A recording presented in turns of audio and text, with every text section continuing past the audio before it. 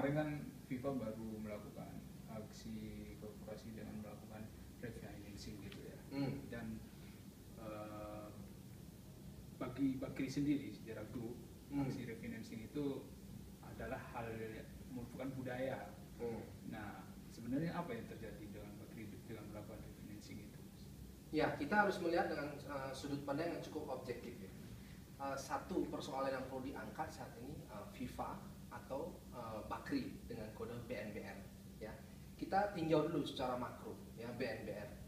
Satu, BNBR itu sudah beberapa periode harganya tidak berubah ya atau stagnan di level yang sama ya. Hal tersebut mencerminkan bahwa apresiasi pasar itu cenderung masih pasif atau tidak begitu cukup tertarik terhadap BNBR ini sendiri. Nah, karena melihat performa grup secara keseluruhan ya. Tetapi apakah hal tersebut dapat mencerminkan Bakri ke depan itu negatif ya? Ya, saya kira itu harus ditinjau lebih dalam lagi bahwa komponen BNBR ini terdiri dari beberapa macam emiten ya. Di antaranya kita bisa lihat LT ya, kemudian Bumi itu sendiri, kemudian kita bisa lihat Bitel ya, kemudian kita bisa UNSP dan kita tinjau FIFA ya. Nah, itulah kaidah dasar dalam meninjau grup Bakri dengan sangat objektif itu. BNBR sendiri saya kira bukan jelek, tetapi dengan apresiasi pasar seperti ini harusnya BNBR dihindari gitu ya. Tetapi bagaimana dengan yang lain ya? Di antara beberapa kandungan dari BNBR ini ya yang saya lihat cukup berpotensi untuk beberapa periode ke depan ya dalam sudut waktu yang cukup pendek itu FIFA ya, karena satu, FIFA itu cenderung baby boomers karena satu dia baru IPO, kemudian key person yang ada di FIFA yaitu Anindya Bakri saya kira cukup cekatan dalam melakukan langkah-langkah antisipatif terhadap FIFA ini sendiri dengan cara satu, menggandeng Rupert Murdoch untuk masuk ke dalam rumah yang namanya FIFA ini atau Visi Media Tbk ini, di mana Rupert Murdoch juga menjadi salah satu pemegang saham dari FIFA ini. Ya, kita harus tinjau dulu background Rupert Murdoch ini adalah salah satu begawan media yang sangat tersohor di seluruh dunia. Nah, itu saya kira dengan perpaduan dua orang kunci ini dapat meningkatkan gairah berinvestasi di FIFA dalam jangka pendek ya saya kira. Seperti itu. Nah, kalau untuk secara umum sendiri, grup Bakri kan sekarang lagi tengah merosot lah ya, secara apa namanya likuiditas keuangan. Ya. Nah, itu potensinya seperti apa ke depannya, Mas? Ya, oke. Budaya untuk berhutang atau karakteristik untuk melakukan refinancing itu kita harus lihat dari dua sudut pandang. Ya, satu contoh, ada beberapa emiten yang justru berhutang namun mampu mempertahankan hutangnya sehingga efeknya dapat mengembangkan pertumbuhan kinerja atau likuiditas perusahaan itu sendiri. Ya, ada juga perusahaan yang berhutang tetapi tidak dapat menjaga rasio hutang. Nah, persoalannya ke depan ya kita harus memperhatikan Bakri sendiri bagaimana dan FIFA sendiri bagaimana. Ya, Bakri kita lihat saat ini rasio hutangnya memang cukup tinggi. Tetapi apakah seluruh emiten di Bakri ini harus dihindari? Ya, kita lihat tidak, karena ada FIFA. Ya. Lalu FIFA kenapa? FIFA juga berencana akan melakukan refinancing. Ya. Karena apa? Jatuh tempo hutang FIFA itu jatuh pada pada bulan Februari tahun 2014. Ya. Nah, berapakah besar jatuh tempo tersebut? Sekitar 1 triliun. Ya. Persoalannya sekarang, bagaimana potensi harganya? Bagaimana apresiasi pasar terhadap jatuh tempo tersebut? Saya kira menjelang jatuh tempo pasar akan berlomba-lomba untuk berspekulasi karena mereka berharap adanya penyelesaian hutang dari FIFA sendiri. Nah, tetapi saya kira langkah antisipatif yang harus dilakukan oleh pasar adalah sebelum jatuh tempo itu sebaiknya para pelaku pasar harusnya menghindar dari saham FIFA untuk mengantisipasi adanya potensi koreksi. Nah, itu yang bisa disikapi dari aksi yang ingin dilakukan oleh FIFA itu sendiri. Sebenarnya selain melakukan refinancing, apa sih yang bisa dilakukan oleh Bakri untuk setidaknya meningkatkan likuiditas mereka? Ya, aksi atau sebuah tujuan yang harus dilakukan oleh Bakri untuk mencapai ya likuiditas yang tinggi, kemudian pulihnya kepercayaan pasar, kemudian meningkatnya gairah transaksi, ya kemudian bertambahnya investor dari anggota BNBR ini sendiri. Saya kira langkah antisipasinya ada dua yang harus dilakukan. Satu adalah merger atau akuisisi, ya. Jadi mereka membuka pintu para investor asing untuk senantiasa melakukan merge atau penggabungan dari beberapa aset, atau juga mereka bersedia untuk diakuisisi atau diambil alih beberapa persen dari jumlah kepemilikan sahamnya. Nah, dengan cara itu ya itu dapat menimbulkan gairah transaksi karena dipandang adanya pembaharuan dalam struktur manajemen yang berpotensi, yang diharapkan dapat meningkatkan gairah atau performa kinerja perusahaan tersebut, di antaranya emiten-emiten dalam kandungan BNBR ini sendiri. Itu satu, merger dan akuisisi. Kemudian yang terakhir adalah divestasi, ya mereka harus memisahkan aset-aset ya yang dipandang memiliki performa yang cukup baik gitu, ya sehingga perilaku pasar itu tidak serta-merta memberikan asumsi negatif. Ya bila mana BNBR ini tidak perform, itu dianggap semua anggotanya itu tidak menarik, padahal bukan seperti itu pada faktanya, karena industrinya berbeda-beda. Contoh seperti FIFA memiliki potensi, saya kira ya dalam jangka waktu yang cukup pendek seperti itu. Nah,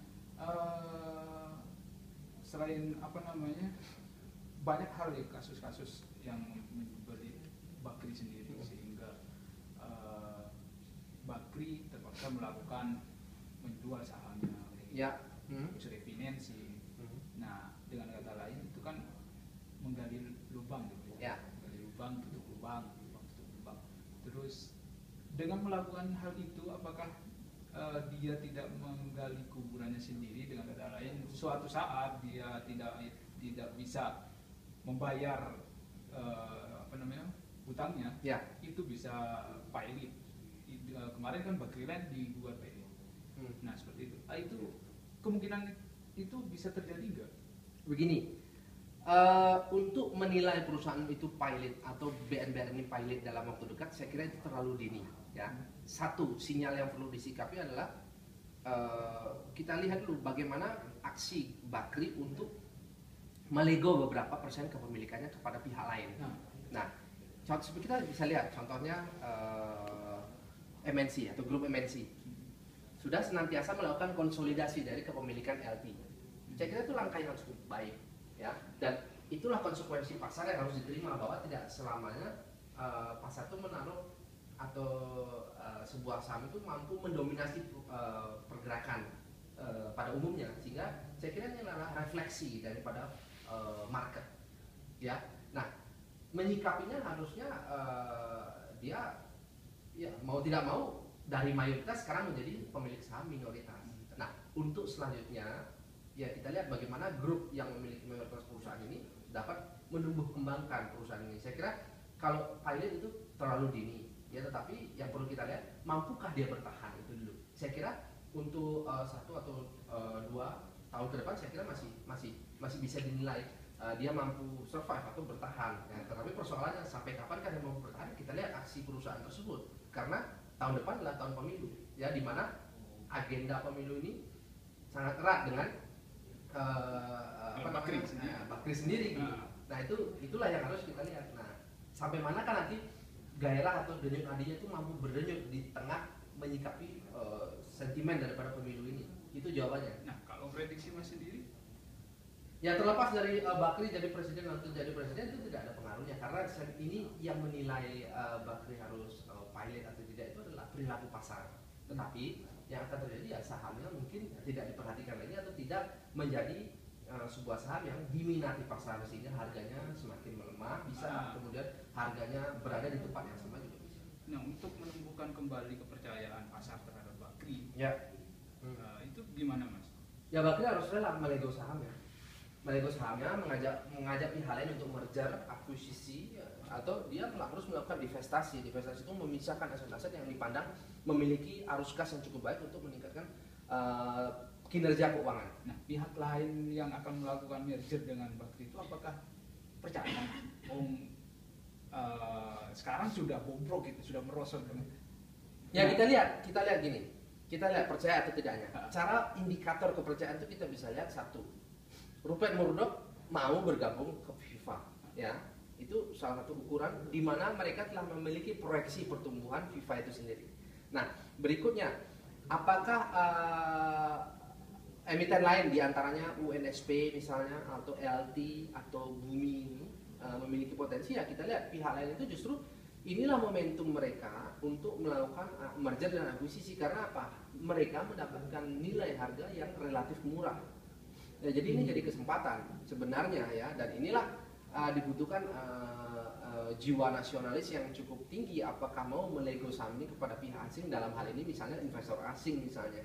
Nah itulah yang harus disikapi oleh Bakri itu sendiri. Nah saya kira dengan adanya pihak lain itu dapat meningkatkan gairah pasar untuk kembali bertransaksi di grup Bakri ini. Kalau menurut Mas, Bakri sangat mungkin rela melakukan hal itu. Ya rela tidak rela, kenyataannya sendiri dia sudah mampu membuahkan sebuah keputusan dengan cara bersedia dikawinkan dengan Rothschild gitu. Ya walaupun pada akhirnya rumah tangganya tidak berakhir dengan gemilang gitu. Ya itu kan merupakan indikator kerelaan dia. Berani melakukan sebuah aksi di mana dia mau melepas beberapa persen kepemilikan di Bumi untuk Valar, sehingga Valar menjadi Bumi PLC. Nah itu salah satu cerminan di mana dia bersedia untuk merujuk menjadi ikatan satu rumah tangga, walaupun sampai saat ini percekcokan tersebut belum ada juga sinyal yang cukup positif gitu.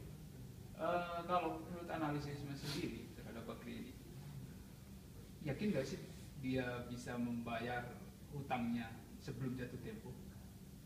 Saya kira yakin ya, khusus untuk FIFA ya, karena FIFA kita lihat dia sudah mengajukan beberapa proposal, salah satunya ke Deutsche Bank. Ya, salah satunya ke Deutsche Bank. Nah, Deutsche Bank itu cenderung melakukan kualifikasi bagi peminjam dana itu dengan cara-cara yang cukup unik. Kita bisa lihat mereka rata-rata ya melakukan refinancing kepada emiten-emiten yang ada di Indonesia. Kita bisa lihat emiten-emiten dalam hal ini, contoh misalnya emiten yang memiliki anggota pemegang saham itu orang asing. Ya, kita lihat di dalamnya ada Pak Rupert Murdoch gitu. Ya, itu salah satu cerminan di mana kemungkinan atau probability mereka mampu membayar hutang itu cukup besar. Gitu. Tapi persoalannya sekarang dibayar hutangnya berapa persen, itu yang menjadi penantian kita di bulan Februari. Tapi kalau tanya mampu, saya kira mampu. Tapi persoalannya berapa persen itu harus menunggu hingga bulan Februari ya. Ya itu.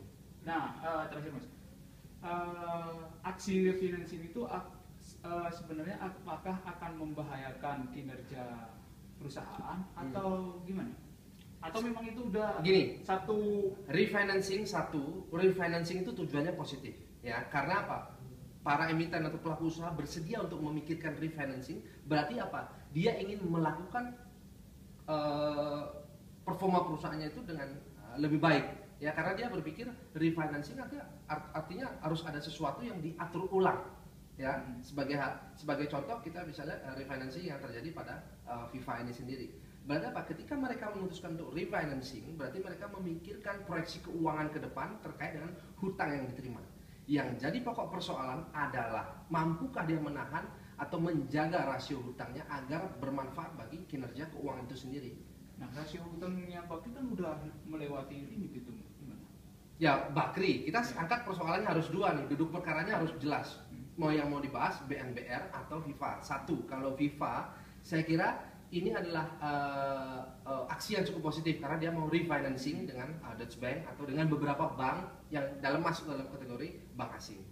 Nah, satu. Kemudian BNBR, status refinancingnya bagaimana? Ya, budaya refinancing itu ya dapat memberikan sentimen negatif kepada BNBR karena budaya yang mereka lakukan selama ini itu cenderung menimbulkan beberapa pelaku pasar itu menciptakan opini bahwa hidupnya BNBR ini digawangi dengan status hutang yang cukup tinggi. Nah, sehingga efeknya apa? Itu cenderung menekan harganya dinilai kurang menarik, sehingga ke depan potensinya dalam struktur harga di pasar modal itu harganya tidak mampu meraih gairah pasar karena pasar berpikir bahwa dengan status hutang yang cukup tinggi ini mereka rawan koreksi.